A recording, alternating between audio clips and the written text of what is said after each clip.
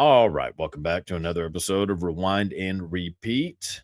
As always, I'm your host, Cody Tucker. Today I'm joined, as always, pretty much, by my two favorite people in the whole wide world, Little Blaine. Say hello, Little Blaine. Hello. And Little Tyler. Yes, Little Tyler, perfect. Granted, about 20 years I'm my 5'4". senior, but I get to control how big or small we all are on this, and I make There we go. both little because it makes me Wee feel boy. big. He's a wee bit boy. Oh my God. So let's go ahead and kick right into things. Today we're talking about a movie that the fact that it is a movie that I've seen, upwards of 100 times should be alarming to most people. Mhm. Because it is not exactly a nice 100 times. bedtime lullaby, but God, do I The love this music movie. is. The music is. Yes. Oh, yeah. It's a low. Absolutely. But yes, we were talking about the 1976 cinematic masterpiece, Taxi Driver. Jesus. Let's go ahead and kick into this. Cue the saxophone.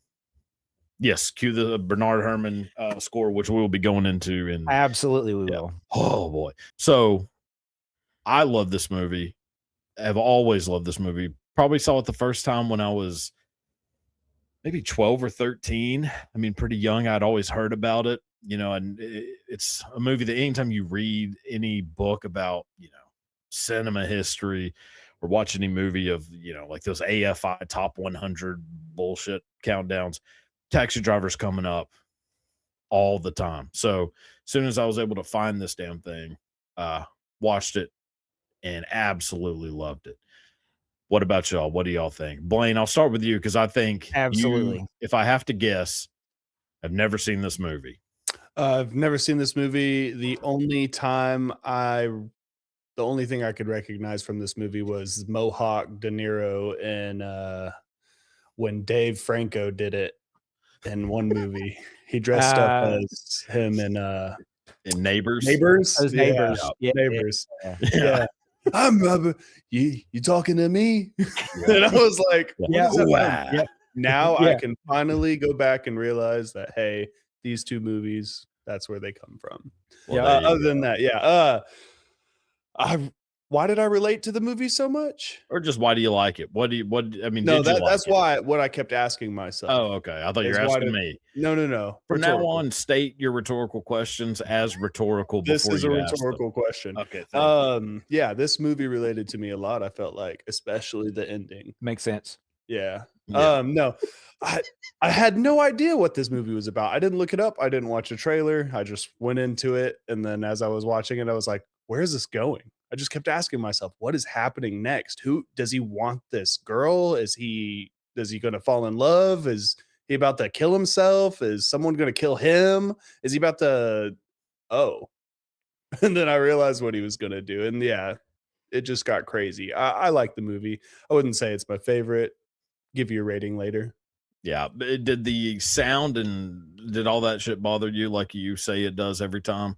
Not as much as it did watching like The Exorcist or something. Really? Because I would have thought this would have bothered you more Me than too, The man. Exorcist. That was the first thing that as I was watching it again this time, it was like, oh shit, Blaine's gonna hate this about it. I Blaine's gonna may- hate this I about the it. I did it grittiness- multiple times. I was Yeah. like, God, I bet Blaine is miserable right now. Yeah, in my notes, I even said something about the score. I know. I was like, oh, Blaine's gonna fucking hate I was this. like, this car hasn't gone above 30 miles an hour. He has to be so angry right now. It hasn't drifted once.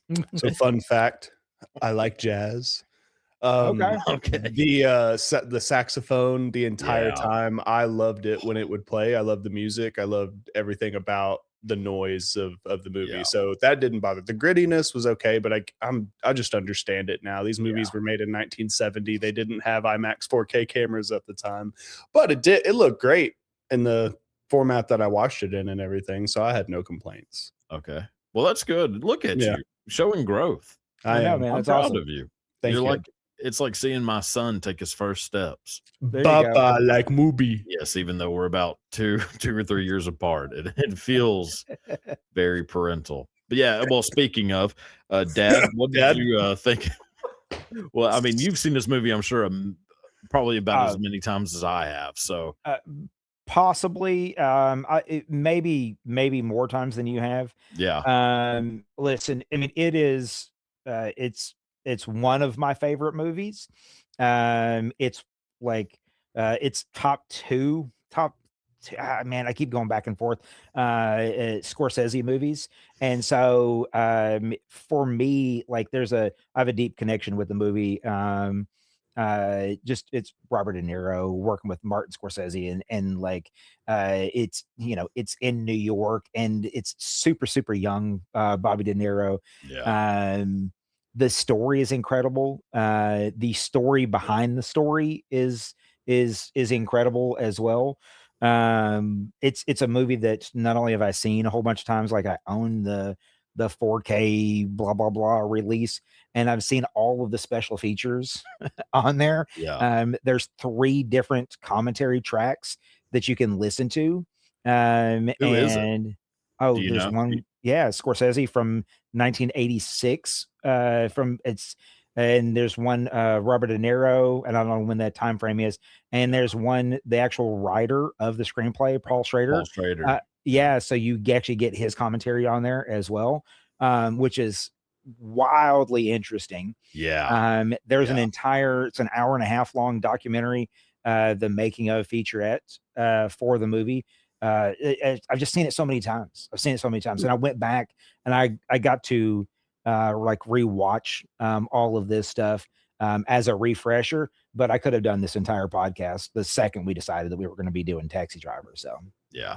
I'm with absolutely you. love the movie. It's also a movie that even if you don't watch 100 times, Mhm. so if you don't have, stage 1 autism, you it pretty much sticks in your brain Oh yeah. the moment you're over. Like Blaine, how fresh is it? Like, when did you watch it? Like, how long ago from the time we're recording this? It was last night from 7 to 9. Do you feel like it is ingrained in your brain? Absolutely. But Yeah. I think all the movies I've watched for this podcast are kind of ingrained at this point because Okay. I've been kind of studying them. I pause them. I go look up stuff. I write my Yep. notes down. I go research an fair. actor for 20 minutes and then I go back to the movie. So Yeah. Okay. Well, yeah. that's fair. Yeah. It's a movie that, I mean, once you see it a certain amount of times, you can kind of passively watch it and it's fine. It is hard not to, like, at least the first 50 times, to be just glued to the TV. And it's not that there's a lot of action. There's not a whole lot going on really until the end.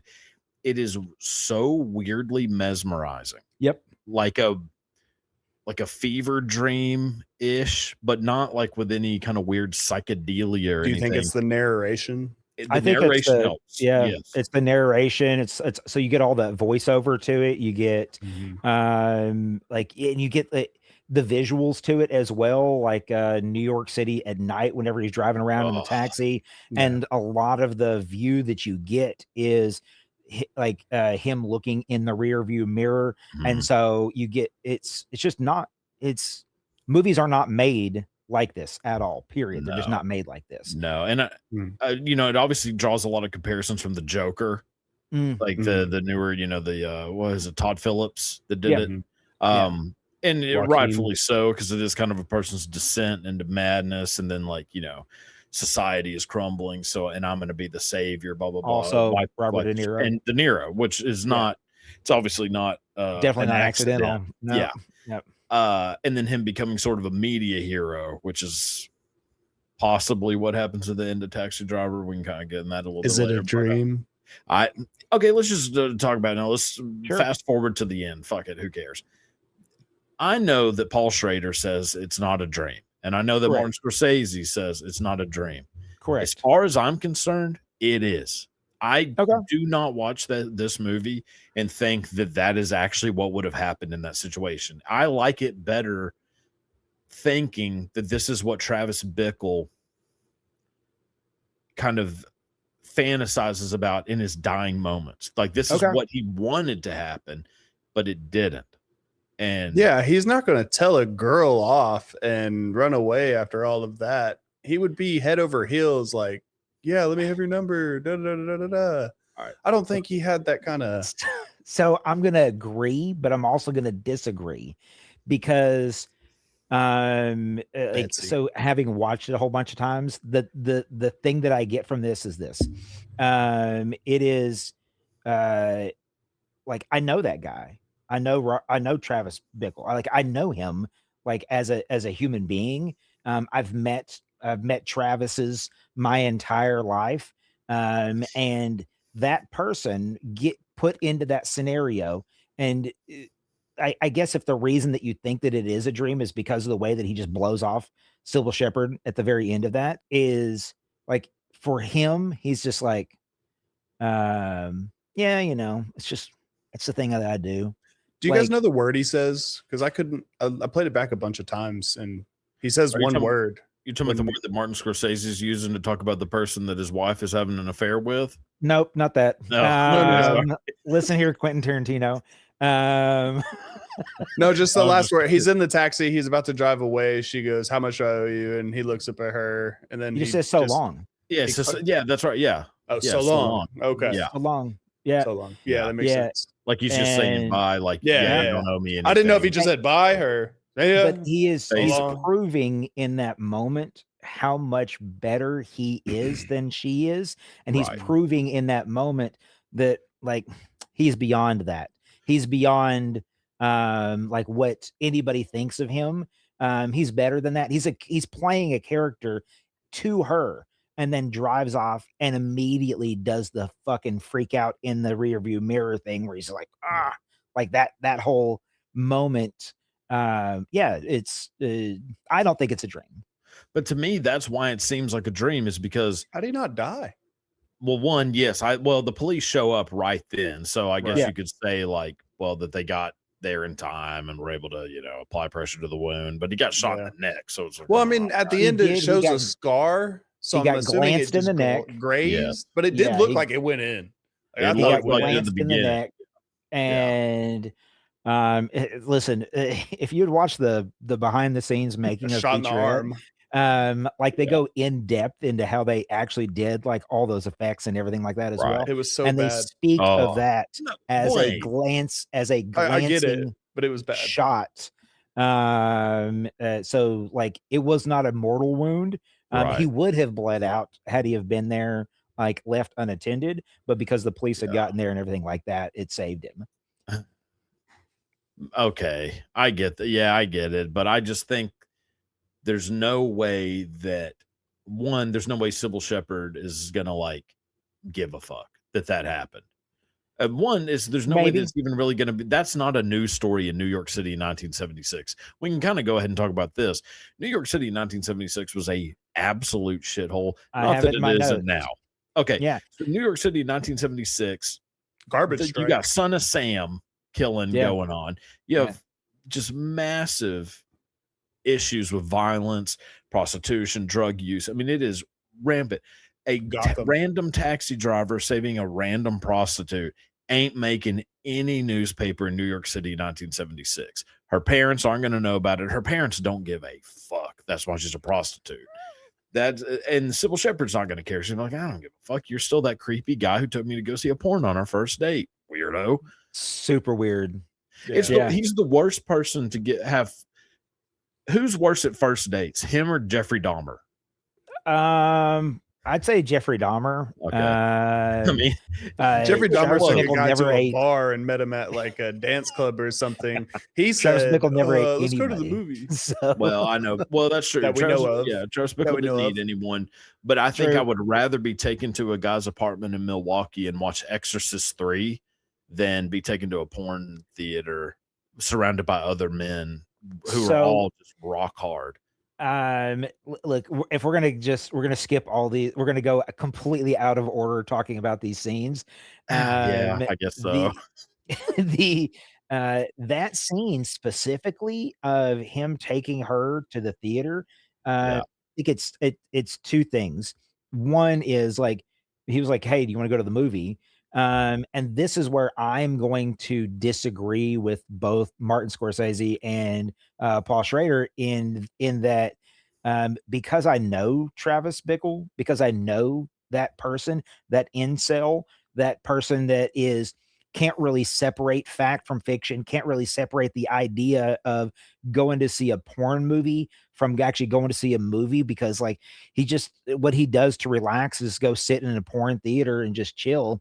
And it's because it's brought up so many times. Like one of the very first scenes in the movie, whenever he's talking to the guy about the job, and he's like, I can't sleep at night, I got insomnia, and he's like, Tried that before. go see a porn, and he's like, yeah, I tried that before. So for him, But it's he just goes right to one in like 2 scenes later. yeah, it's such a normalized thing for him. That him taking her to that theater, and then her reaction to it was like, oh shit, like, oh, he didn't even realize that was a super fucked up, creepy thing to be able to do. Right. Yeah. Well, no, I mean, I get that. I get that he doesn't think it's fucked up, but still, I mean, it is. And Tell me about your first date. And the way that Scorsese and Paul Schrader, they talk about it, is it's designed as a way, like, for him to be able to either corrupt her or push her away. And I don't think that's it at all. I think that's 100%. He is just completely normalized the idea of his existence, that he's just taken her on the ride of like a day in his life. Right. He doesn't know. He's the guy from A Mice and Men, killing the dog. He doesn't know. He thinks he's petting the damn thing. You think he's Lenny? Yeah, he's Lenny. Well, yeah, a little bit. Yeah. Okay. Lenny Bickle. Yeah. Lenny Bickle. Well, we should probably go in order. I mean, I'm skipping all around, but it's kind of how my goddamn brain works, or does it? Listen, I'm right there with you, dude. Now, so we'll start. So, opening of the movie, you get pretty great intro credits. I like a good amazing. Intro credits. I think this movie's top tier as far as intro credits go. Introduced to Travis Bickle. They introduce him as a Vietnam vet who is 26 years old. Yeah. God, people looked a hell of a lot older back then. I was thinking more like 36. Dude, I don't know. I just thought to me, he looked young, because I'm used to old Bobby D, that to see young Robert De Niro in this is just, he looks like a young man. Well, yeah, because you're used to Robert De Niro looking like fucking Dr. Ruth. But, I mean, he's still, I mean, when you look at it, he still doesn't look like I guess I'd never realized that they said he was 26. So whenever they say that, I was like, wait, 26? The first thing I wrote down here was 26? No way. 36, sure.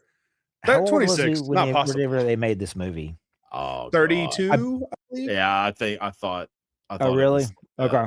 He was born in 43, I believe, and the movie so was he would have been made 42 when it was filmed, because it was released February. Crazy. Is he like 107 now? Pretty close. I mean, he looks about 120. 104. Oh man, yeah. So 43. Holy cow. Yeah. Yeah, he's old as shit. Him and Pacino. Pacino's having another kid, by the way. So blows my mind. Saw that. Yeah, no shit. Yeah. Good Lord. But De Niro's a grumpy old man now, and but at one point he was a young but old-looking young man. Just the way it was. Trying to connect the dots on that sentence, I guess. So we're introduced to him. We kind of established that he's an insomniac, lonely, basically just wants to be a cab driver because he wants something to do that he can work insanely long hours. Yep. And kind of he's already up. He's already driving around. Yeah, he's already up. He can't sleep. Might as well drive. Might as well get paid for it. Yeah. And so you're introduced to this character, and at this point, you're just thinking, okay, like you almost kind of feel sorry for Travis Bickle. Like, this guy has no purpose in life whatsoever. He's probably going to be a cab driver the rest of his life and die miserable in his like shitty New York apartment. That's what you think of Travis Bickle. God, do things start to unravel for old TB very quickly. Very quickly. Basically, as soon as the diary entries begin, which is pretty close to the opening, you start hearing these ramblings, these very Zodiac killer sort of Ted Kaczynski madman ramblings of how society is doomed. Yeah. It's a little Bukowski-ish as well, Chuck Bukowski. There's a No, I lot of gotcha. that, a lot of everybody's filth except me, which he doesn't say that. He never really just says like, "Oh, I'm greater than everyone." But Oh, when he you talk, definitely, yeah. I mean, He not at this speaks with that point. tone. Yeah. Well, Yeah, yes, yeah. yeah, yeah. But I'm saying like by doing it, by saying everybody else is filth, everybody is scum, everybody's this, the streets need to be washed, whatever. It's kind of giving, it's implying that he has a holier than thou mentality. Correct. And so you start to get that sense. And so that's where I definitely know a lot of Travis Bickles as well. A lot of people who, I mean, most sociopaths and Oh, yeah. psychopaths, this is their mentality, Yeah. is that society is the problem. I am not. And I think it's the most probably well done a psychopath has ever been portrayed in a movie. One of them, yeah. I mean, American Psycho, things like that. You can Yeah, throw out there true. as well. But like this right here is a really good breakdown of like the sociopathy of like the human condition. And what you said specifically, it's not him, it's them. And Right. the them is literally everybody else. Yeah. Yeah. And he feels like he says it many times, like he's always been done wrong, and it's the he's the savior. He has this God complex of I'm better than everybody else. It's really crazy to be able to see that play out. Yeah. Well, that's it with most psychopaths like that, or not necessarily serial killers, but it happens with a lot of serial killers. Is they have that same mentality. Like it isn't that I'm a monster; it's I'm the only sane person in a world of Mhm. insanity. Like, that was always the misconception. We'll say like Columbine was that those kids were being bullied and mistreated, and they were victims, and that's why they turned to this was to get the attention. Well, if we kill a bunch of our, if we kill the bullies, jocks versus nerds kind of thing, then we'll get all the love we get. No, Eric Harris was one of the most, you know, arrogant, self-righteous human beings like Yeah. ever that I've read about. And he just happened to rope this, sort of nowhere to go Dylan Klebold in with him. Yep. Yep. But yeah, he was the bully. And that's kind of what Travis Bickle is like. Travis Bickle's the bully. And this shows that, you know, typically you're not in the mind of the villain in a Mm. movie. Yeah. And this might be like one of the first movies besides, there's some like I believe, the one with Peter Lorre. There's like some older Right, right, movies right. where you're taking from the viewpoint of the villain. This is like one of the first big movies where the villain is not the guy who your character, the hero, is trying to beat. Oh, Like yeah. he's the guy you're living in his world for this, 2 hours, hour and 56 minutes. So Does it ever explain why he ends up thinking and having the ideologies that he has, or is it more of a you understand it's PTSD from Vietnam because that's what they say in the opening line? Yeah, Like, do we it's know his high basically school? Like, was he bullied? no, we don't we we we don't don't know any know. of this, but you can No. kind of imply that he probably was a Yeah. lost kid who probably felt superior throughout his whole life, but it was probably because of mistreatments and things like that, Like a lot of people just tend to overcompensate for let's say they grow up with a shit life, so then they just overcompensate and convince themselves that they're a god, like they're a Mhm. messiah figure. David Correct. Koresh, these Yep. types. Yep. Yep. Yeah. Tyler, what were you gonna say? I think you were No, gonna. I was just saying, like, it's all of that. So you get the him coming back from Vietnam. You get the like I don't think he's definitely not from New York.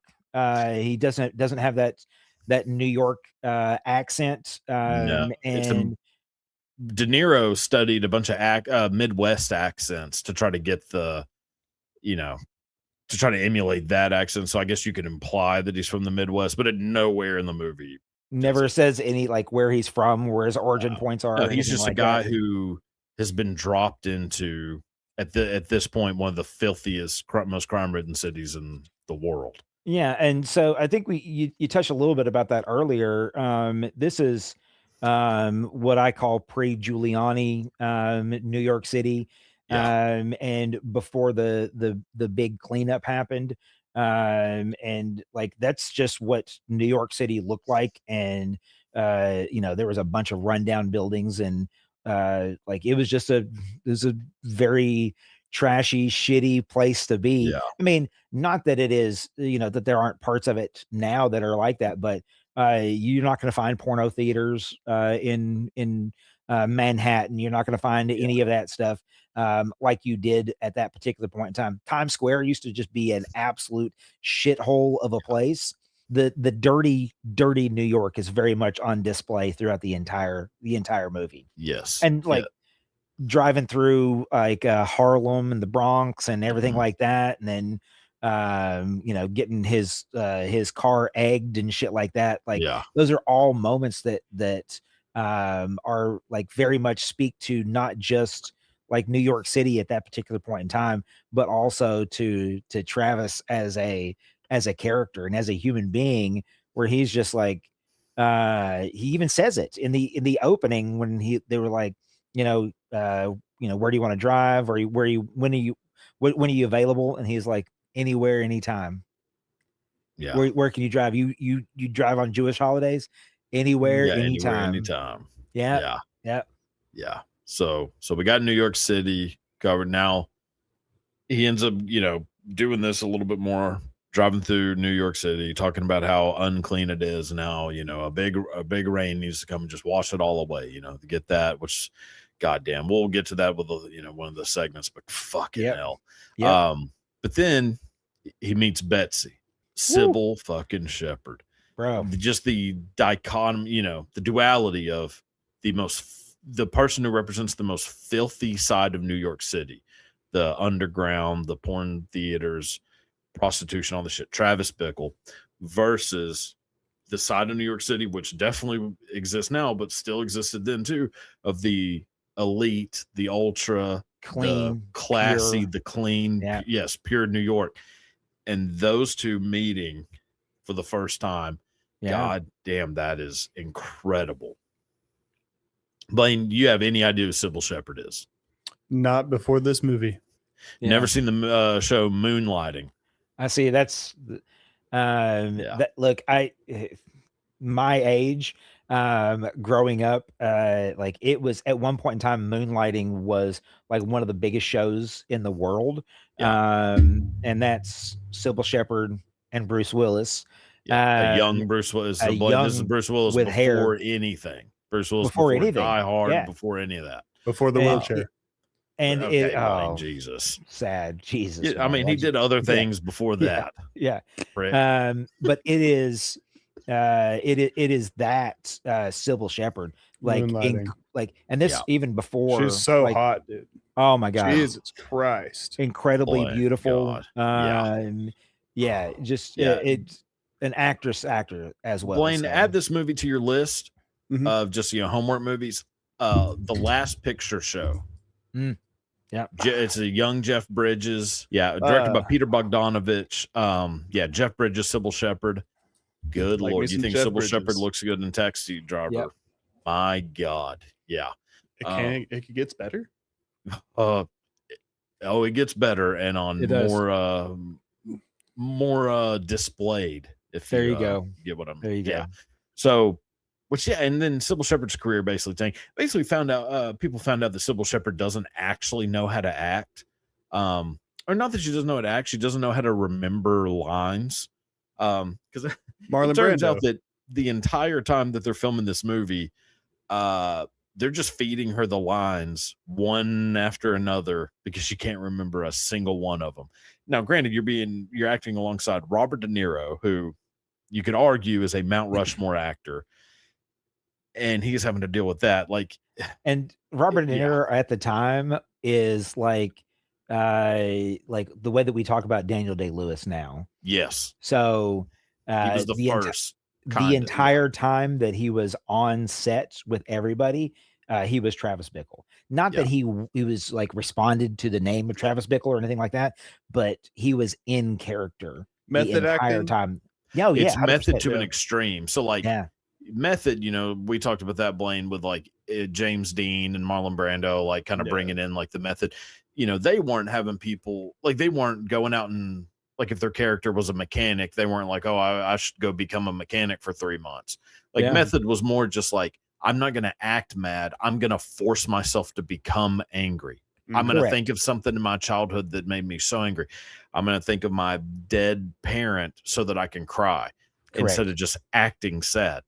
This De Niro is like, I do not exist as Robert De Niro any longer. I am Travis Bickle, and Daniel Day-Lewis does this shit but Daniel Day-Lewis takes it to an extreme where it's just unfucking bearable. Robert De Niro, Dustin Hoffman. weeks before they started filming Taxi Driver, got his taxi license and then would literally get out there and then drive a taxi around for weeks. 15 hours a day. Yes. 15 hours a day and got people, like had customers. Yeah. Not only did I have customers, this is so they were filming this movie as he won the Oscar for best supporting actor for best supporting People actor. didn't recognize him driving Godfather around 2, in the yeah. taxi. I believe he said he got recognized one time. Once. Yeah. And somebody said something like, wow, it's that hard to find work.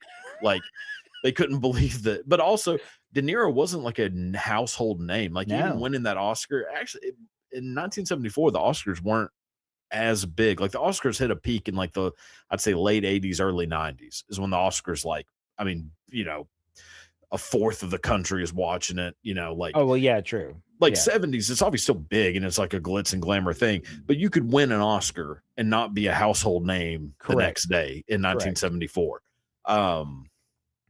And so, so most people, he's only been in about 4 or 5 movies that had any kind of attention, like Mean Streets. He was in a movie called Bang the Drum Slowly. Also a movie, Blaine, you might want to put on your list. Great baseball movie.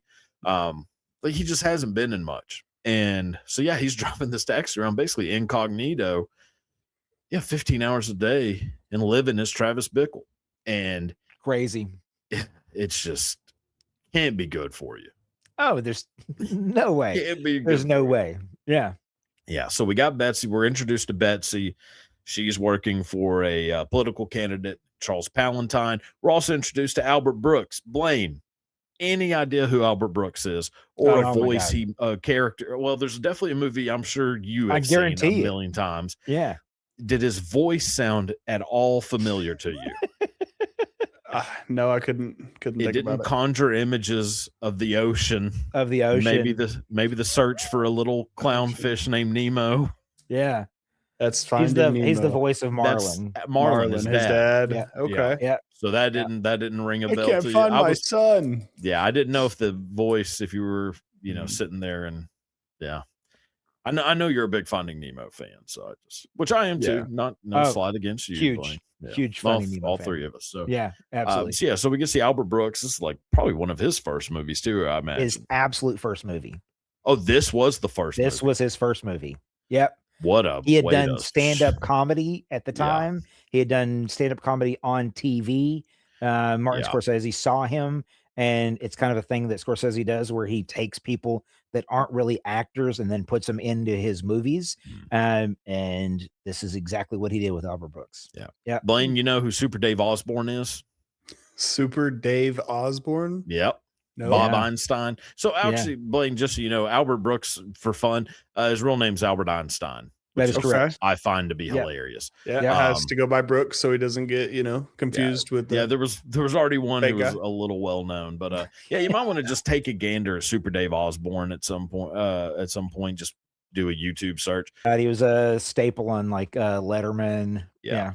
Blaine I'm sure never watched an episode of The Late Show with David Letterman, but that's okay. Clips. Well, that's good. There you go. See, Blaine, you're getting learned up on this, which I'm glad. Yes. So we see introduced to Betsy, introduced to Albert Brooks. De Niro manages to kind of sociopathically swindle his way into taking Sybil Shepherd on a date. Farmer. Takes her to a coffee shop. seems to work. Then decides to take her to a porn theater, which we have discussed. Not a great idea. Not a great idea. Woman, just in case anyone knows or doesn't know. Don't take your on your first like real date your out. first real date. Probably avoid hardcore pornography. Softcore maybe. If she smokes cigarettes, softcore porn. Softcore porn. Yeah, it'll work. Yeah. So then what do we got? We got she gets pissed off, keeps calling, he keeps calling her. This is when Travis Bickle starts to turn, and you start to see, oh, there's a real screw loose here with this guy. Like the stalkerish, went on a date once with this girl, but you can tell like this is not a person who has any gray feelings. It is black and white. It is either I love you with all my heart or I will murder you. Or I love this, I hate this. This is my favorite thing in the world. This is my least favorite. Like it's all opposite ends. She quickly becomes, his angel, whatever, to his number one enemy, and we see it so quick. And then we realize, oh, this guy's going to become fucking dangerous. Oh yeah, very quickly. Anything you want to add so far up to that point in text? No, the scene where he comes in to the place where she's working and does the whole like confronts Albert Brooks and does the whole you're in hell, like just that whole sequence is just god damn, dude. It's intense. It's super intense. Yeah. So then we got Travis talks to Wizard. What do we think of Wizard? Character should Peter be Boyle? there. Is Come he on, needed? man. I'm listen. He could be erased from this movie, and I wouldn't give a fuck. And I love Peter Boyle, but this is going to come up in a category later on. Yeah. But like I love Peter Boyle as an actor. And he's trying to be the like the dad figure. He's trying to be like the and he has that conversation with him about how, hey man, sometimes we just need to kind of get out of our way, and like, we're all kind of being shit on and this, that, and the other. And then like, he's just trying to like give him like some type of hope, that, it's not always going to be down to the dumps. There are things beyond this one girl. And I don't know if it sells the message correctly. And I don't know that it necessarily has a meaningful spot in the movie, but like I didn't hate his character. I thought he was a good background character. Cabbie, there's some good scenes with him in there. We're talking about the bald guy, right? Yes, talking about the Hulk Hogan haircut. Can you tell me another movie he's from? Is he Young also? I can tell you Everybody Young Loves Frankenstein. Raymond. Yeah, he's the dad on Everybody Loves Raymond. Okay. Yeah. No, I'm sure you recognize him a little. Yeah. Yeah. He's been in a lot of stuff, but I liked his character. There was other characters I liked worse or I hated more. You liked worse or hated more? Well, boy, that really set my head on a swivel. Yeah, I had to figure out how to say it. But yeah. Who? I mean, like, I could care less about Jodie Foster's character. Okay, hold on. Well, right. Pause. Yeah, let's Blaine, get there. Yeah. You're good Lord, son. What is going on over there? Okay. It's like it was a spoiler or something. Well, kind of. Jesus Christ. Okay, so then we get Travis starts working out. Got to make every muscle tight. Every muscle tight. That's what all sitting around has made him soft. Yes. No more pills. No more bad food. He's eating bad food and eating pills and drinking booze literally the entire time. Yes, and also skinny. How happening for me? So I don't know what's going on. Maybe I need to start doing that. Maybe some walking around while he was in New York. I don't know. More cigarettes. Blaine, that's what you need. Couldn't possibly be smoking any more cigarettes than I am right now. Trust me, I'm fiending for one as we speak. Like 8 cartons a day. Yeah, and then so then Travis buys the guns. He's starting to get the idea. Now we're kind of knowing, Travis is going to do something really bad. It's Uh, because the other cabbie brings up like protection and this that, the other. yes, Everybody's telling stories, Yeah, and then "Do you he's have a like, I gun?" have a guy that has guns, right. and then he proceeds to buy a How shit much ton of for all of 'em? guns. Arsenal. Yeah. Yeah, an Which I will arsenal. say, Absolutely that guy could have sold me on any of those guns. I've love never it. wanted to buy a gun more in my life than I wanted to watching Yeah, buy that guy lay him drugs. out and talk him. I would have. I would definitely have picked up a lot of different drugs from him. I'd have taken the absolutely. Cadillac. Oh, I mean, Think couple he dude, had grand any for a clean car. Quaaludes? title. What the fuck are you talking about? Yes. Yeah, Hell let's yeah. go.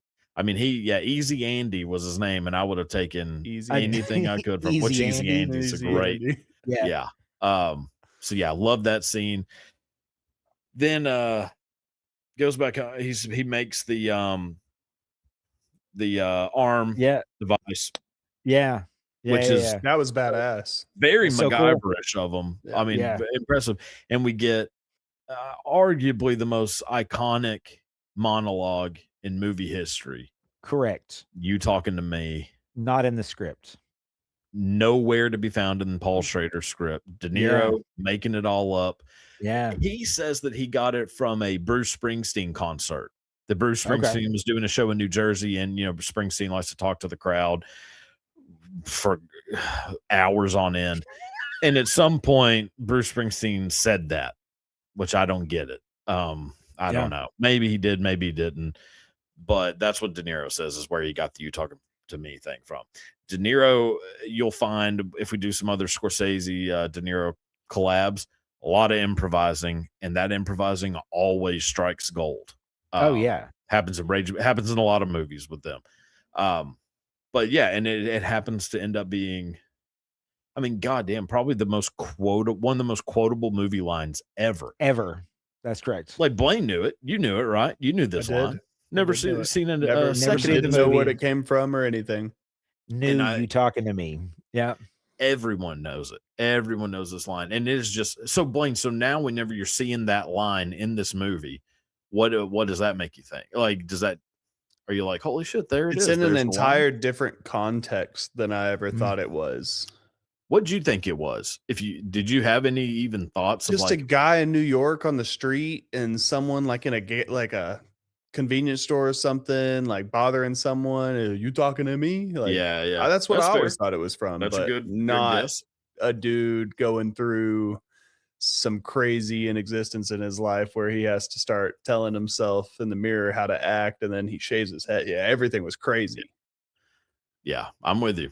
It's a great scene, iconic, everything about it. De Niro's just fucking amazing, firing on all cylinders. Well, he starts yeah. carrying the guns around on him at all times. Yeah. And then immediately after that, he goes into the convenience store and straight murks that dude that was trying to rob the Yes. place. That was Like, his first kill. Right. Yes. He's First a kill. hero. I Yeah. loved it. Yeah. He I saved can't believe the day. gas station owner. He's just like, I got He's like, this. no, I got You go. this. I got this. Did Yeah. that happen a lot in 1970 New York? I would imagine it. imagine that. But so moving on. So he goes to the rally, talks to the Secret Service agent, pulls the Oh, man. ultimate serial killer move, which is become buddies with the cops. Yep. All serial killers do it. They return to the scene of the crime. So if you are a detective out there, there's some advice for you. Does that Secret Service agent turns and pans to the camera guy to have him take a picture of him, Yes. right? Because Yes. he's suspicious. Yeah, Correct. because it could be a potential, have you seen this person? Yeah. Why the Yeah. fuck did And he that's just why he's talk like to me getting and his ask me all these address, questions? everything like that, and Yeah. getting his name Well, and all that stuff. Because the Secret Service agent is wanting him Oh, to I'll send you divulge as some much information. Yeah. Exactly. So Yeah. that's why he asked for his address and his name. It's the easiest And way he to get makes up because you the can't address. you can't makes just up the ask name. somebody, hey, Yep. what's your address and name? But you can say, I'm going to send you something. What's your Mhm. address and name?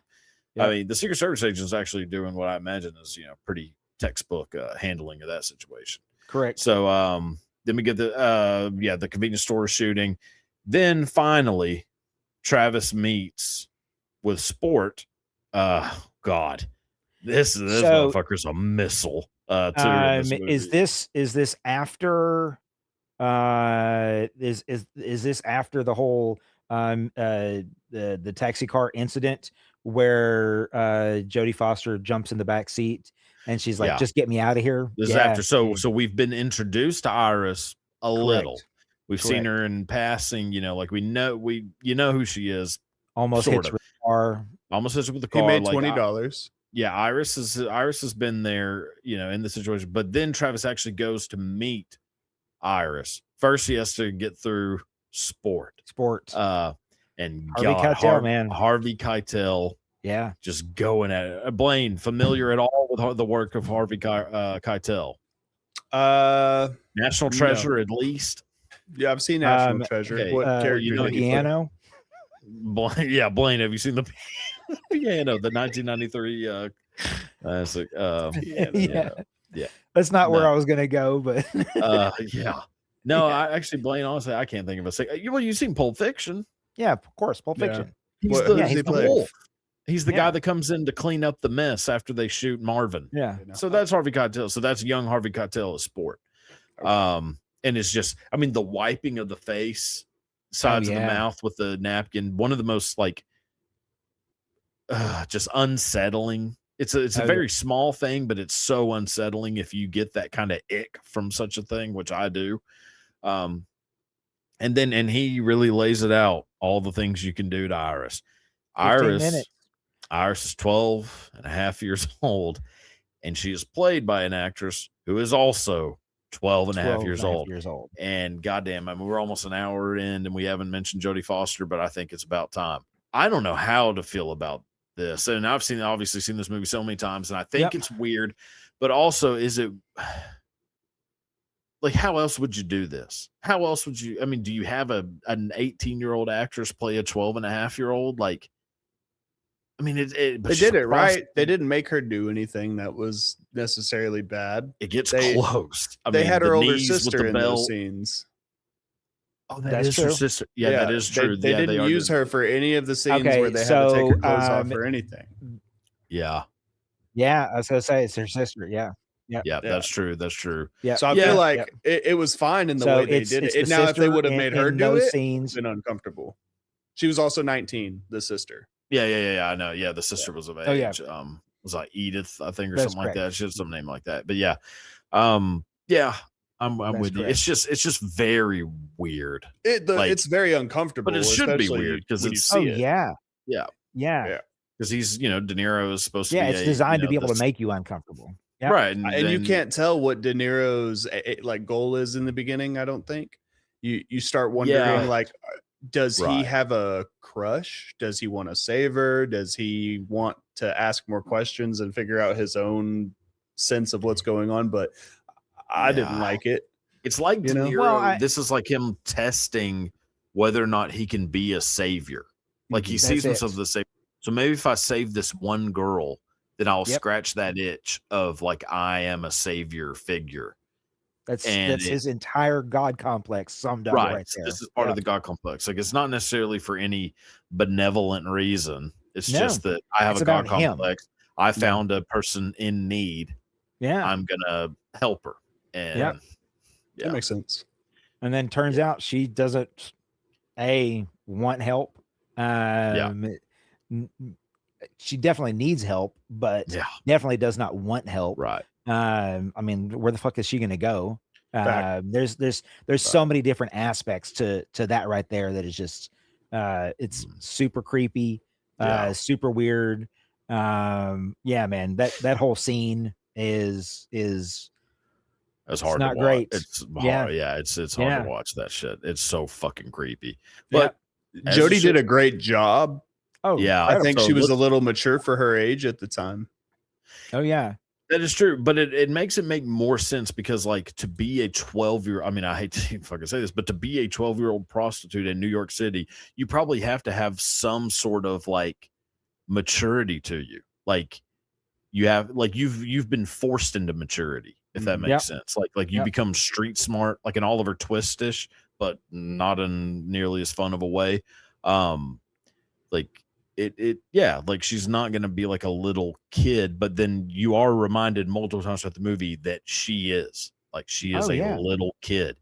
And so even though she talks in a mature way and has a very mature profession, she ain't.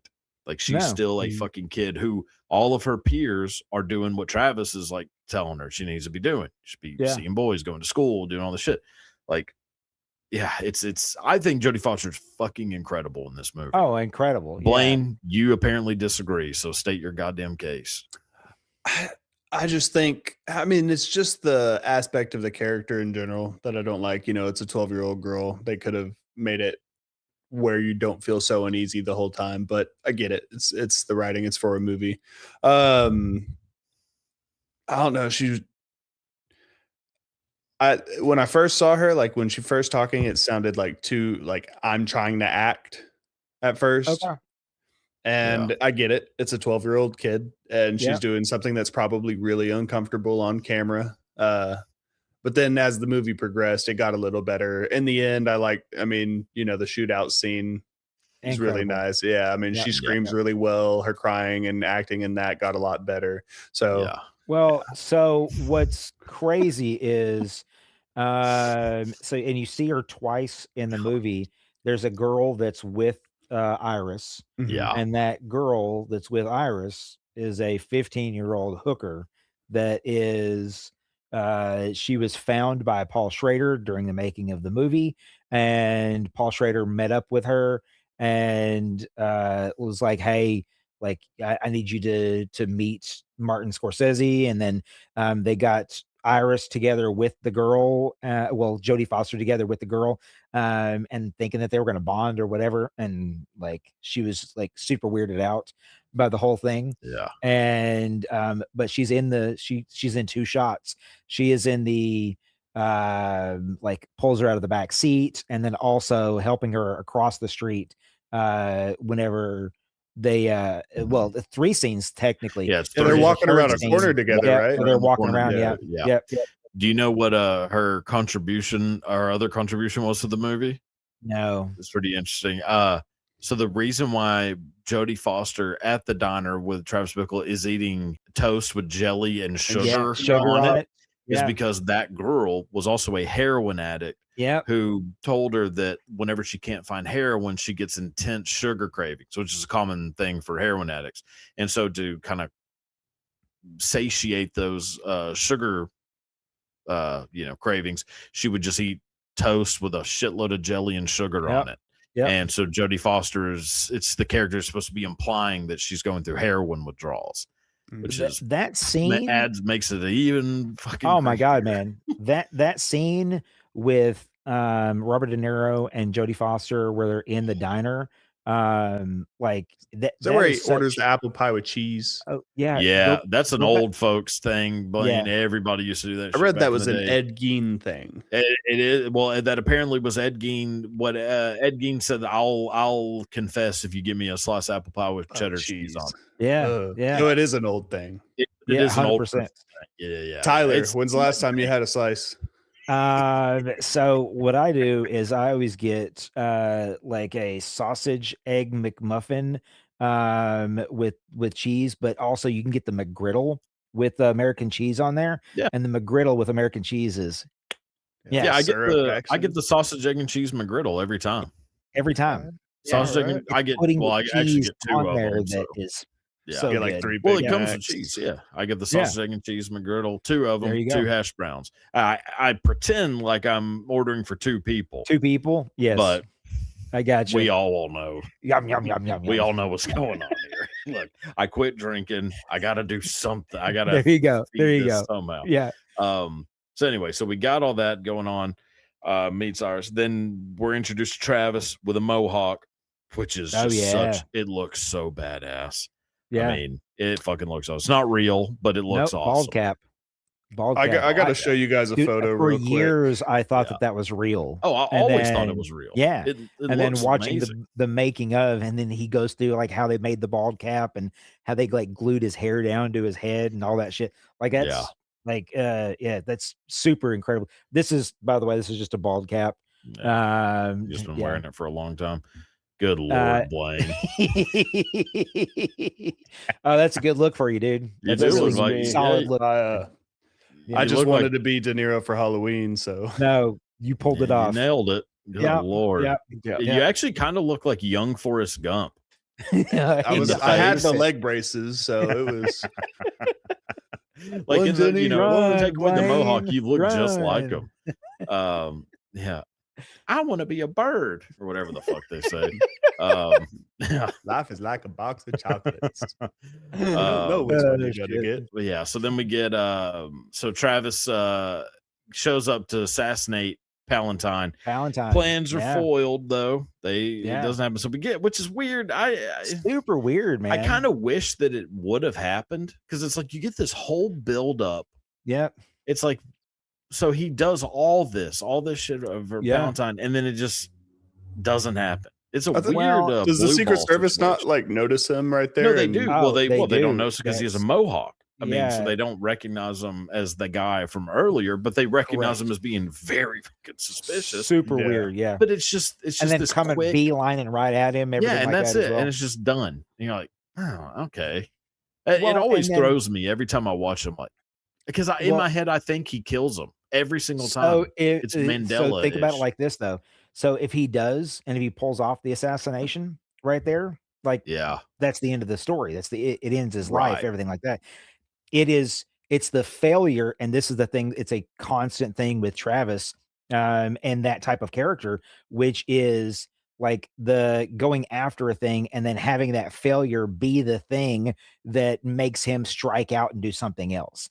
And it's the whole rejection from Betsy. It's the whole failure to be able to assassinate Palantine in that moment, as a show of power, and he has no power. And so what he does, instead of like regrouping and then going back after Palantine, is you see him go and meet back up with Sports and everything else that happens. So we'll get to that. Yeah. Yeah. Do you have oh man. It's just such a great, like, things are about to pop off. Yeah. And you're just waiting for the wrong it's word so to intense. be said.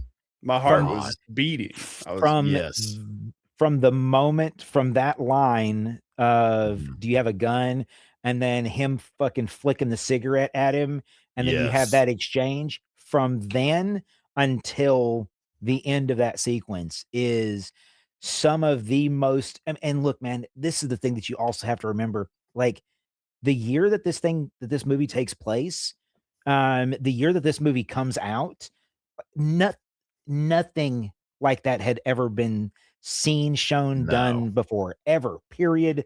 Like, it just had never been done before. No, it was one of the more gory movies. I mean, it was given an X rating. Gave it an X rating. So Scorsese just turned down the color. Yeah, they had to desaturate the blood. Yeah, desaturated the blood, and they were like, okay, now it looks good, I guess. And the moment, whenever after he pops Sport and then walks down the hallway, and the guy comes walking out, and he's like, "Hey!" And then that moment, holy shit, dude! So like, they had to go in and then the hand scene was great. Change the frames and do everything like that and go back and forth. And they had to edit out some stuff. And they said they were down to like cogs that was the determining factor between like R and rated X. Like it was crazy the things that they had to do in order to be able to. That movie with what happened at the end was going to be rated X, I guess, for the time, because like today's standards, 70s, that was like PG-13, maybe rated R because of the blood and F words. I mean, it would be rated R, but but it would only be rated R based on the fuck usage. That's it. Yes. Yeah. Not by blood or the super weird. Right. I mean, the nudity maybe the prostitution is fine. Like, I mean, because there's no nudity in it. Like the one theater, it's all blurred. Yeah. Like the movie really isn't, up until the ending, is kind of mild. It's just unsettling as hell. Super unsettling. And you're diving into madness. But then this is the cum shot, if you will. Oh my god, dude! The last 8 to 10 minutes of this movie are just Pearl Jam. Yeah, incredibly intense. Incredibly intense. I think the shooting of the hand, Travis getting shot in the neck looks very real. Yeah, I thought it went in his neck. I was like, damn, how's he alive? It is crazy. And then the shot, I mean, Just him bleeding out right there. Oh, and fuck, him man. holding the like, Yeah. and then Yeah. him the bouncer shooting him in the head. I mean, just or not. It's not. Is it the bouncer who shoots in the head, So or is it no, or is he it The the guy with hotel the, no? It's the guy with manager the. that Oh, keeps that's right. chasing That's right. after him was yeah, so he does believable. he goes up the stairs, and Right, then right. the guy with the hand starts to chase him up the stairs, Yeah, and then he's distracted by that. The guy comes out and then shoots him in his right arm, Right. and then Just that crazy. basically disables his arm, and so he turns around and then shoots that dude Sling blade. 4 times right in the face. yeah. Oh my god. I'm talking about that last shot though, the shot of up against the wall, that with the blood on the head. Oh yeah. That, Well, it's the guy with the hand. yeah, the guy with the hand. I thought, yeah, I was. Yeah, that's him in the, Yeah. oh dude, and like it's the that fight, and then he reaches down into his boot, Yeah, and to then get the grabs knife the and knife just out of his boot and then But stabs him it's through so the hand. silent. There was no, it didn't make a Right. noise. It just went through his there's hand. no and just Indiana feels- Jones I'm like, shit. Yeah, Dude, yeah, it there's no feels Indiana very Jones real. whack it sounds. felt Yeah. real, very It feels real right there. very real It's from that- the beginning of that sequence until the end of that sequence. That's It a is- thing, Blaine, with Martin Scorsese, is that every single act of violence in his movies feels so fucking real. So every time. have you ever seen Goodfellas? The Blaine? Goodfellas, literally, Goodfellas is like, it's top 5 of my favorite movies that have ever been made. Yeah. I've seen that movie so many times. Oh my god. I've seen tons Blaine- of clips. I've seen the trailer. I know what it's about. But So I've Holy never seen shit. it. The reason I brought it up though, Blaine, is there's a scene in Goodfellas where Ray Liotta gets a call from his wife crying about how she's just been attacked by this fella. Ray Liotta drives over to him and proceeds to take his pistol out and crack this guy over the face with it about 30 times. And it is the most realistic looking Yep. shit I've ever seen in my life. No, Yep. no sound effects, nothing. Blood Nope. looks very real squirting out of his nose. Mm. When you get a chance, just look that shit up on YouTube. Yeah, I'll and just watch that clip. Just Yeah, I mean, you need to. Well, I need to watch the whole Goodfellas, but still. But yeah, just watch that. Start I with mean, that. it is so goddamn disturbing, and it happens all the time. Raging Bull has like Yeah. both. It has very fake looking, which it should. I mean, well, yeah, maybe Yeah. we'll do Raging Bull at some point too, but. Yeah. So then we have that final thing. Then we have the ending, which we've already talked about, Yeah. and that's it. I mean, you kind of are left kind of full circle moment, which is what Paul Yes. Schrader wanted it to be. Wanted the very end of the movie to coincide with the very beginning of the movie. Exactly what happens. It's a loop. Violence, like kind Yep. of the whole thing. Violence is a loop. It's a cycle, ups and downs. Yep. Violence never really dies down. It goes in waves. All those pretentious ass metaphors that are throughout the movie. But You talking to me? did you? I mean, I'm actually surprised that none of us have done a De Niro face once. You talking to me? Hold on. Here we go. I mean, It's hard. Oh, let me get that. You talking to me? little bit, Little bit. little bit. All right, guys. That should be the thumbnail. Anytime somebody says anything to me, where they say if it's a little bit of something, a little bit, Little bit. Yeah. So we need to talk about the score. Yep. Need to talk about Bernard Herrmann. This Look at his is credits. the 2 bookends of his career. Citizen Kane, Number Taxi. 1, Taxi Driver. What the fuck are you It is talking about? insane how. Yeah. So that shows you how far movies changed in. Was that 35 years? Dude, Like that's just Psycho, 35 years. You're Vertigo, going from North by Northwest. the Birds, What the fuck are you talking about? Almost everything that Hitchcock did. everything that yeah, mattered. Yeah. Oh my god. Yeah. Incredible. I mean that Psycho score. Yeah. I mean that's that might be the most famous besides the dun of Jaws. Oh, Jaws. That's the most Yeah. famous score in movie history. Oh, in history. That is correct. Blaine, Yeah. You any idea what I'm talking about or what we're talking about right now? I the want Psycho to say score? I've heard it. I did a lot of research into like Norman Bates a while back, 3 or 4 Okay. years ago, and watched Okay. all the original Psycho, and I watched Yeah. Bates Motel and a couple of other Okay. things. So You know the a little like bit. Yeah. the Mhm. sound of the shower that step. So yeah, that's Bernard Herrmann. That's Bernard Mm. Herrmann. Yep. All I mean, just fucking incredible. And then he does Taxi Driver. Like Scorsese fucking That's a big barely difference. manages. Yeah. I mean, it Golly. is Flies him out. flies him out, does the score, then Taxi Driver. realizes, oh, I need a shit. Like there needs to be something, like we have this beautiful jazz, this like no strings, all horns. We have this beautiful thing, but fuck, I need something for the climax, for the final. I need something more like in your face, almost like horror sound. And he calls him back up. He's like, fuck, can you do something real quick? And Bernard Herrmann's like, yeah, I can. Rushes down, does it, sends it to Scorsese, dies about 2 hours later. Yep, that's it. I mean, it is literally like, I mean, it is this movie, Sends it his in. death. Yeah, that's correct. Yeah. Wild. Yeah. I mean, it's the just day that he finished the score and is like, all right, good job, guys. Good. And then clocks out forever. Heart attack. Yeah. Yep. I mean, it is just incredible. I believe he was 64, I think, is the age. Yeah. But yeah, I mean, still pretty young. I mean, not by those standards. I mean, he probably lived a pretty hard life, I had to guess. I would imagine. Yeah, but just incredible. So I think I want to mention is just to do, I mean, because it's going to become a fucking topic every single time. It's just shitting on the Academy Awards. One of my favorite things to do.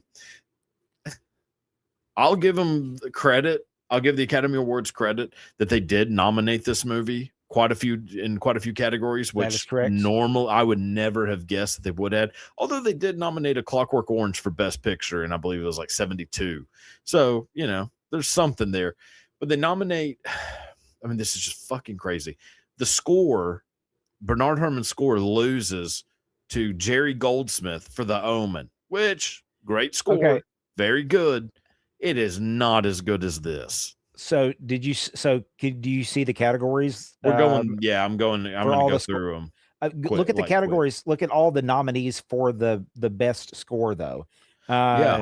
He has 2 of them that year. So he has this movie, and he also has what is it? Obsession. Yeah. Right. I mean, it's just insane though to lose to Jerry Goldsmith. I mean, The Omen is great. I mean, that score is amazing. It's terrifying. It used to scare the absolute shit out of me as a kid, which if music can scare you, like legitimately scare you, it's something. But this is so much better. So then we get Best Actress, fucking Jodie Foster loses to I believe it's Best Supporting Actress, wasn't it? Best Supporting Actress. Jodie Foster loses to Beatrice Straight from Network. Oh yeah. I mean look, she's good. Network was just gigantic at the time, though. So you have to think of like from a cultural impact perspective, what Network had. Yep. And then De Niro loses to Peter Finch, also from Network. Yep. Disagree completely. 100% disagree. And then film does not lose to Network, which this is what's astounding to me. And this is what I think the Academy Awards people just paying people off. Taxi Driver's nominated for Best Picture alongside Network and All the President's Men. Network, remember, has won all these awards. It loses to fucking Rocky. Oh, yeah. I mean, Rocky. I mean, which I get is a great the first Rocky. The first Rocky, which is a great movie. I mean, I love the Rocky movies, damn near all of them. It is not as good as Taxi Driver or Network or All the President's Men. Oh yeah, it just isn't. It's good. It is very good. And Inspirational. Stallone's incredible in it. Yep. But I will never understand how Rocky won that year. Oh yeah. I mean, like, what am I missing out on here? Why is it audience rating? No, it's the Academy, which is mostly just critics and other people involved in the film industry, and it's a big group. There's no way a critic took Rocky over Taxi Driver. They all did though. That's what I'm saying. It just doesn't make sense how. I think John at the time though. In the Robert De Niro got paid $35,000 for the movie. I think someone could have offered someone else a lot more to vote for Rocky. Yeah, I don't think I'm with you, Blaine. I don't think that they had a whole lot of money to give to the Academy to give them the Oscar. I'm with you, man. I don't get it. I don't fucking understand it. I don't get how Network loses. after it's won all these other awards? How Yeah. does it not win Best Picture? Well, the Academy Awards is a look. It's a scam, but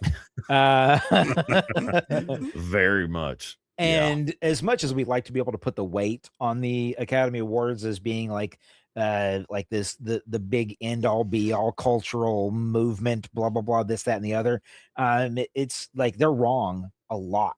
They're just wrong a lot. So I know, I'm with you. All right, Yep. now let's move on to one more thing before segments.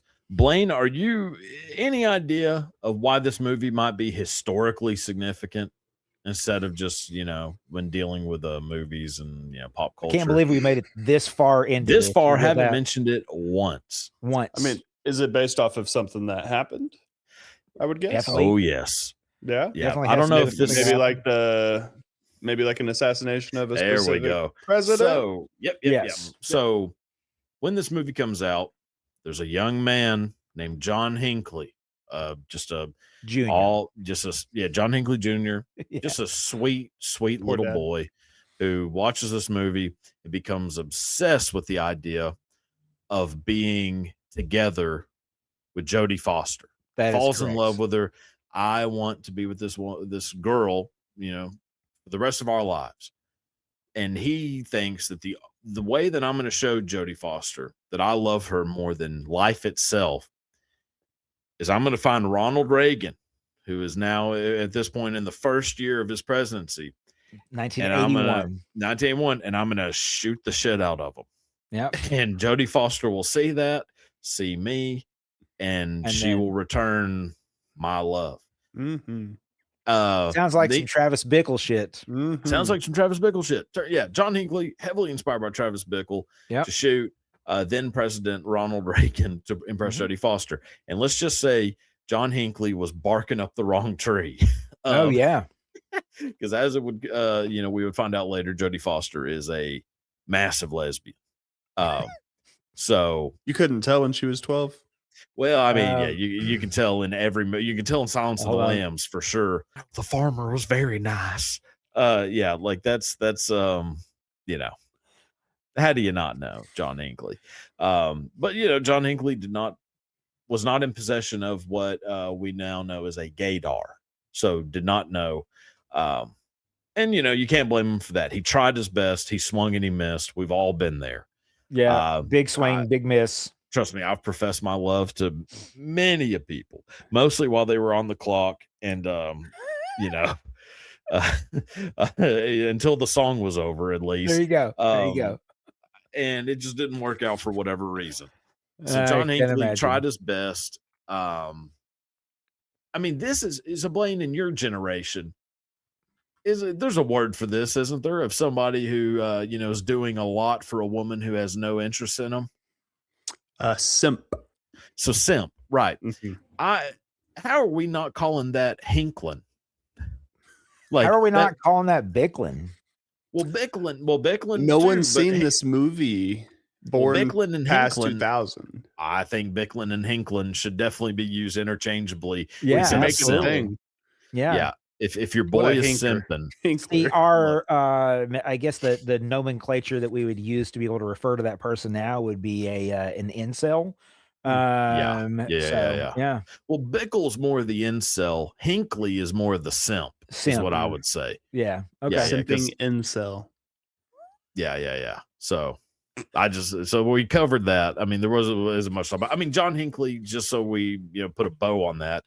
John Hinckley gets arrested, obviously. Yes. And a couple years ago, they say, "Hey, guess what? You served your time. You can leave." That is correct. He is now out of prison. There are people in prison for 70 years old. So what's he doing now? He's a musician and performs on stage. He's a musician. Yeah. You can actually probably go see him sometime in the near future. His entire catalog is available on Spotify. I know. I looked it up today. Yep. An ex-assassin's memoir. I mean, just think about how crazy that is, that you can just have some drugs on you. I mean, a pretty good amount of drugs, but still drugs nonetheless. Go to prison for basically the rest of your life. But if you can try to murder the president of the United States and get very close to succeeding. I mean, Reagan was within an inch of his life. Correct. you can get out, at a relatively decently young age, as long as you're kind of nice and you have a sick mom that you need He to go did do see 50 at some years. point. So But 50 years is It's not. only a half life. yeah, But 50 years Yeah. is not long enough for somebody trying to kill I the know. president. It's I insane. mean, that is It's insane. why I Do you think think he it's. watches Taxi Driver anymore? Oh, I think No, he is. No, I think it's he probably is barred from very that. bitter. If I Don't had think to there's a guess. poster hanging in his room of Robert De Taxi Niro driver with his poster back mohawk. behind him. Yeah. No, he used to send letters to Jodie Foster when she was a student at Yale, I believe, and I don't think she ever replied to those. So I think he probably got the point. She should just humor him for a fucking a one date. What are you talking about? That's insane. What if she writes him back and says, "Thank you for trying"? Oh my Oh. god! It'd be whoever's. on. I mean, It'd be on. Tries somebody. again. Yeah. I mean, I think, Easy Andy will definitely be getting a new customer. Yeah. Look, I think she should. I think for old time's sake. You know what, John? How about let's go get coffee? There you go. All right, so segments. I love that line. Best line of the movie. What are we going with? I mean, come on. Are we going? You talking to me? You talking Yeah. to me? I put So down you fucking shit heel. okay, I just think shit a good heel one. is I'm gonna That's start a good using that one. on a daily basis. Fucking shit. that's been part of my vernacular for most of my existence. So yeah. Man. Man, yeah, you shit heel. I mean, look. Yeah. shit hell. You shit heel. So the iconic line is obviously you talking to me. Yeah. My favorite line from the movie is the someday a real rain will come and wash all this scum off the streets. Yeah. I mean, there's so many like super quotable lines that he has from like writing in his diary, but also when Palantine is in the back seat of the cab. Oh yeah. There is that whole, that's what the president should do. Should come in and just flush this whole fucking thing. Yeah. Yeah. Absolutely. I actually my favorite is probably Travis Bickle. The listen, you fuckers, you screwheads. Here is Yeah. a man who not take it anymore. A man who stood up against the scum, the cunts, the dogs, the filth, the shit. Here is a man who stood up. And then he just keeps repeating because he keeps fucking up. I think it's weird, very weird that they're doing it that way, but it's I love it. Like it kind of jars you for a second. Oh yeah, where he messes the line. Yes. Yeah. His diary entries can start to become almost like so monotone and like relaxing that it almost like it hypnotizes you in a weird way. But then whenever he does the stutter and start over, you're like, oh wait, what? And it kind of like gets you. I love it. Love it. I mean, absolutely so love great. it. Yep. That's pretty much all. And then whenever he shoots Sport, he says "suck on this," which I wrote that great moment. Great line. Blaine, Yeah. oh, you got a favorite line other than any of those? Suck on this was the only thing I had wrote down, and you just All said right, it. good. Good job. We're all on the same page. Yeah, suck on this. Really should be the tagline if we were doing that. All right. Scene stealer, whose performance is most fun to watch? Harvey Keitel is ultimately my answer. Mhm. Can I add a fun one in there for the conversation? Sure, why not? Scorsese, backseat, the 44 cab. Magnum. Can we have that conversation? Oh, real we quick? haven't even talked about Scorsese Okay. in this. Yeah. Yes, that's a great pick, by the way. So he has two cameos. One is on purpose. It's when Sybil Shepherd does the whole thing, the introduction of Sybil Shepherd's character, walks across slow-mo. Scorsese like looks up and then looks over at her. So that was originally supposed to be his only cameo in the movie. Yeah. And then there was another actor that was supposed to do the scene that he ends up doing in the movie from the back seat. That's my wife. That's not my apartment. You ever see what a 44 Magnum does? For pussy. Yeah. Yeah. You should see. Yeah. You should Yeah. see. Yeah. But yeah, man, that entire scene is just insane. It's so crazy. That is what cocaine does to your brain. Oh, 100%. That Martin Scorsese was just so snowed out that he said, "Yeah, let me just ramble." And he did. Yeah, and it's perfect. He's a it's great so actor. good. Oh yeah. He really should have acted more often.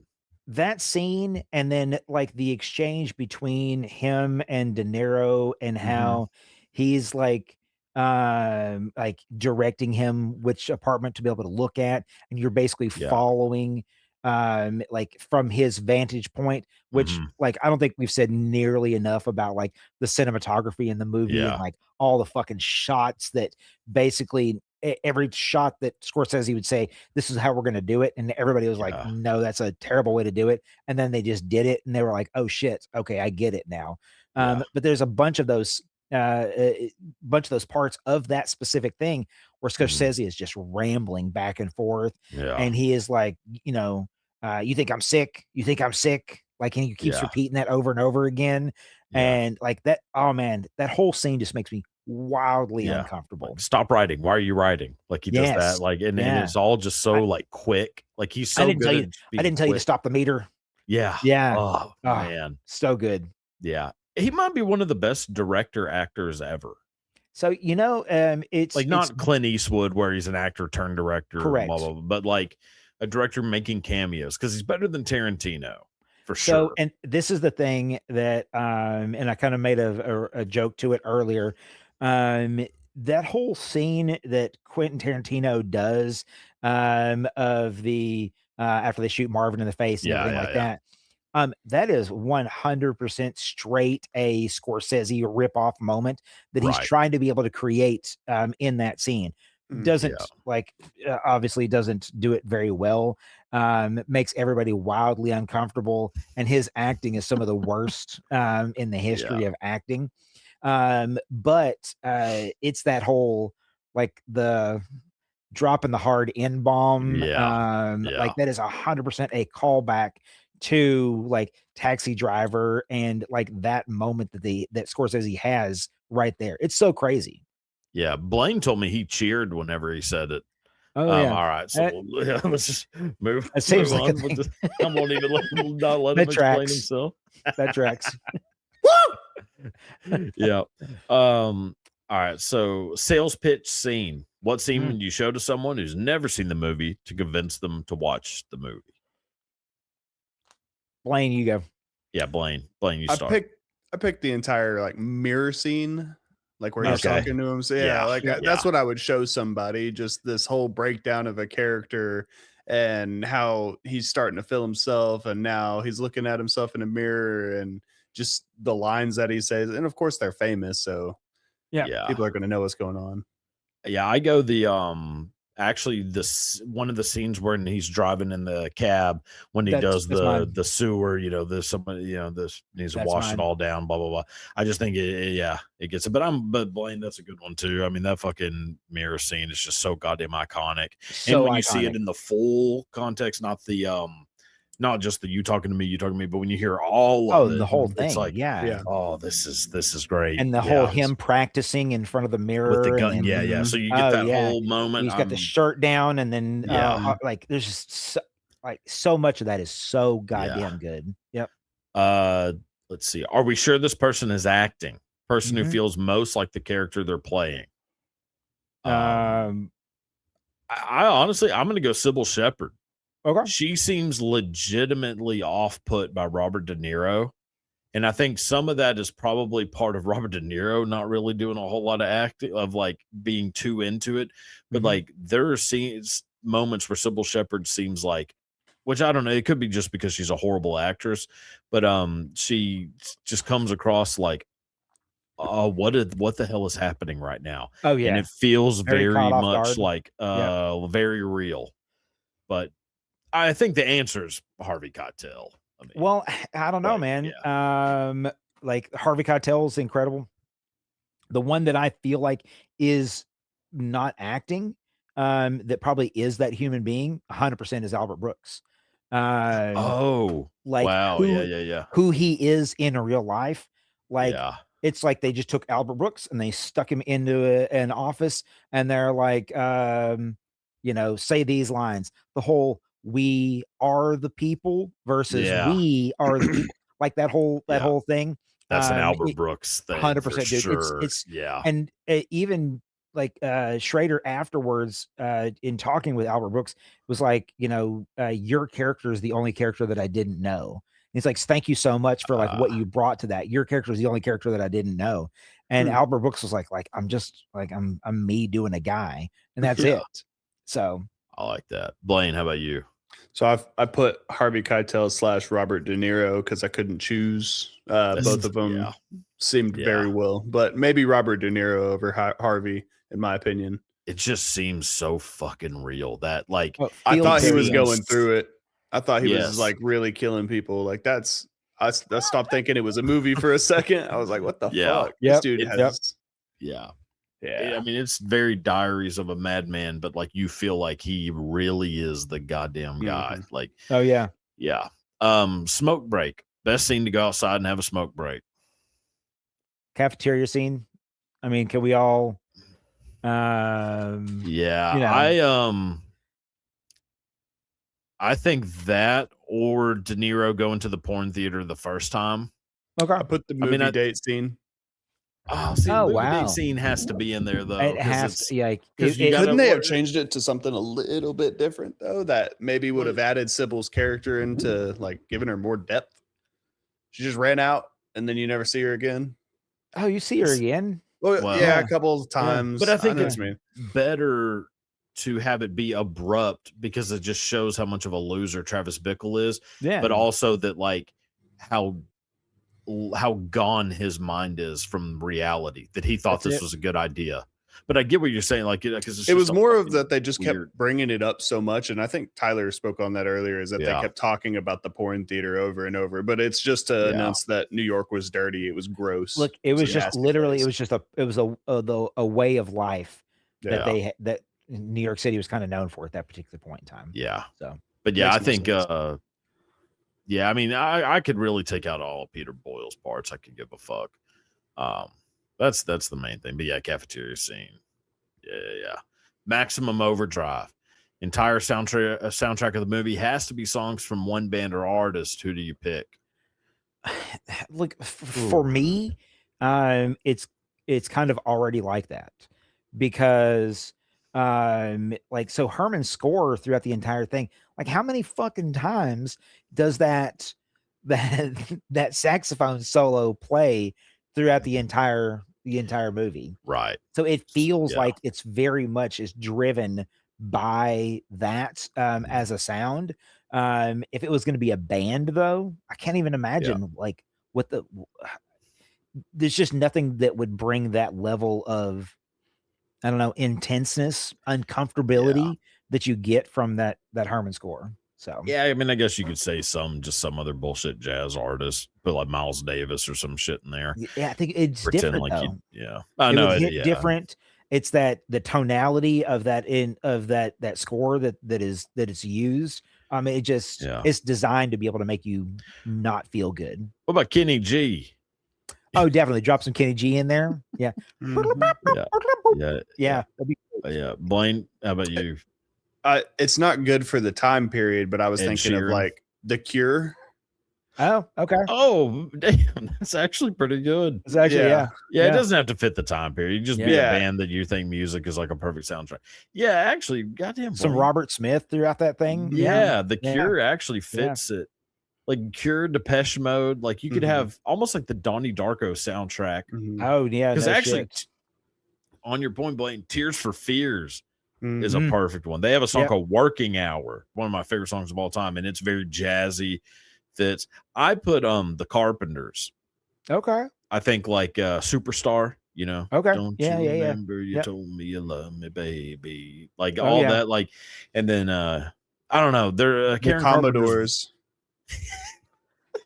Lionel Richie. Yeah. Well, actually, I did think my first thought was the Bee Gees and just swap the Saturday Night Fever soundtrack with this one. With this one, no, that'd be weird. So they have to dance to Bernard Herrmann, but I think like How Deep Is Your Love? You know, it'd fit in this movie a little bit. I think Jive Talking during the shootout would actually be kind of badass. It definitely isn't as like. It's more Tarantino-ish. Dude, definitely would have been way more Tarantino-ish. Absolutely. the utter silence during the Yeah. shootout though couldn't have gone a better way. It feels like you're watching like CCTV Yep. footage. No, of it of was the Couldn't be shootout. so watching it. shocking to have Yep. no sound effects or noises that it Yep. made it feel so Yeah. much more real. It's a wonder that directors don't pick up on that and just do that every time. Oh, I know. Blows Like, my I mind. mean, in Tarantino's They do thing it in is new scary different. movies and stuff a lot of the Yeah. time. That is true. Yeah, they Yeah. definitely do that in a lot of the horror has gotten very good at like turning the fucking score Yeah. down and Like, soundtrack the music down is and good just- to lead up to a moment, but once you're about to open that door or show Shut a up. scary image, Yep. turn off the noise, make it dead Yes. silent, make Yep. it black, get people scared, Yep. and then jump. So good. I'm with you. Yeah, Blaine, goddamn, The Cure. That's a fucking good one. I Good. wasn't even thinking Nope. in that world. Wasn't even but headed that fucking hell. direction. Modern Makeover. Remake the Yeah. movie for 2026. Let's start with Betsy. Okay. Blaine, kick us off, little bastard. I'm gonna take from Tyler's last choosing Margaret Qualley. Okay. That's a good I would Betsy. just love her. I think she's a phenomenal actress. She could say 2 or 3 lines and play that character. Yeah. Tyler, you want to go? Vanessa Kirby. yeah. Sue Invisible Storm in the Girl. new. Oh Mhm. man. Yeah. Hell yeah. And she's got that. There's a quality to like what she does. She's I don't know, man. I think she would nail that shit. Yeah. Like, I put a lot of thought into this. I know. I probably I put did way more too. thought into this. This is than my I probably favorite should have. category of all the ones Hands we down do. my Yeah. favorite. Yep. Yeah. I put Anya Taylor-Joy.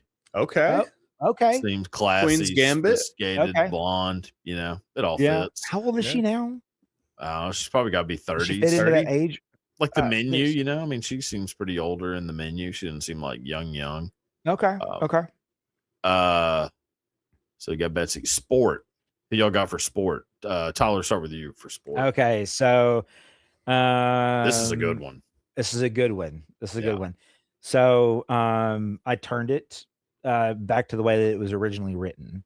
And my choosing is Lakeith Stanfield. Yeah. Because it So was originally black. the part was Yeah. originally written for a black guy. Yeah. And then when Harvey Keitel was brought on, he was originally brought on to be able to play the one of the guys in The Office. Mhm. I don't know, maybe the Albert Brooks part. I'm not I think sure. it was the Albert Brooks Yeah. part. And then he Yeah, was yeah. like, no, I want to be the pimp. And then they talked to Paul Schrader. And then because of like, there's so much like the racist overtones to the entire film, they switched it. They were like, yeah, let's have a white guy play the pimp in Yeah. that moment. And I think Lakeith Stanfield would be he would fucking nail that Yeah. so hard. That's a great one. Blaine. So I've got 2, but I got to ask a quick question. Does Okay. anyone know how old he was in the movie? I mean, he's the same age as De Niro in real life, basically. Yeah. So I guess you could say Like 27. he's probably 26, supposed to be in 27. his late 20s, but Harvey Keitel looks older than fucking De Niro. Oh yeah. I mean, I'm thinking like 40s. I mean, I pick somebody older because it doesn't really matter. I mean, if the Okay. character's So older, new yeah. actor, I'm picking Jeremy Allen White. Okay. Yeah, that's a good sport. Yeah, Okay. when Michael Shannon. Oh, I think yeah. he has the Kal-El. Harvey Keitel Oh, ish to him. I just absolutely love Michael Shannon. Nah, I in do too. Literally anything that he does. He's best part of Bike Riders is his scene. I don't know if you watch Bike Riders. Yep, Good movie. yep. People fucking hated it, but I thought it was all right. He's Michael such a great Shannon. villain. Michael Shannon. Oh my God, Premium Rush. Is Oh, that the movie? Premium yeah. Rush with yeah. So good. Bug. Dude, Take Shelter. Yeah. Take Yeah, Shelter. yeah. If you haven't seen it, fucking watch it. Incredible, goddamn incredible movie. Yeah. That's good. Yeah, Michael Shannon. And Yep. then let's go Iris. Okay. Blaine, you want to start this one? A little bit old for the part, but still Yeah, that's looks fine. young enough for the part. I'm Yeah. going Jenna Ortega. 'Cause Oh, Netflix okay. recast. Okay. Yeah. That's a good one. That's a good. Yeah. Tyler, you go. Yeah, so mine is going to be somebody who you're going to have to look up. Yeah. Her name is McKenna Grace. Oh, I who know she who you're is. talking about. Yeah, Okay, she's in alright. every movie ever since we were born. Dude, and she's Yeah. right there in that age range. So she's like technically she's gonna like if the movie was made now, she's like 16, 17 right Mhm. now. Right. But definitely has that look of being younger. So Gotcha. Yeah, we used I her don't- in like the first podcast, I think, for a Yeah. couple of Well, months. Okay. speaking of, I'm going tried and true for like this age range. Stranger Sadie, Things. Sadie Sink.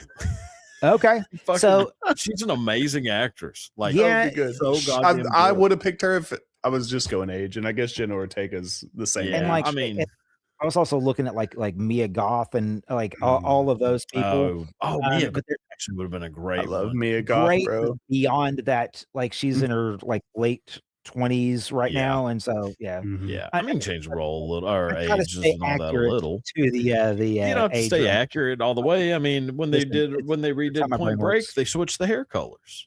See? So, I- last but not least, Travis Mm. Bickle. This is kind Yeah. of a tough one. I mean, one came to my mind immediately, and then I kept trying to doubt myself on it the whole time, but I'm just gonna fucking stick with it. I'll just go Barry Keoghan. Fuck! Dude, that's mine. That's mine Holy too. shit. Did we all fucking pick the exact same dude? I got I Barry swear to Keoghan. God, I man. mean, it's in my Like, notes. It just, yeah. I drew a This- picture of him. Dude, God, how the fuck did we all come up with the exact same? that's funny. Yeah. I love Yeah. that. Yeah. Well, Yeah. actually, a lot of y'all's were my second choices. Yeah. Okay. Yeah, Look, like Baby Vanessa Keoghan- Kirk. I mean, McKenna Grace was my second Yeah. choice for Iris, and I yeah, had thought about her. yeah, Keoghan though, like seriously, perfect.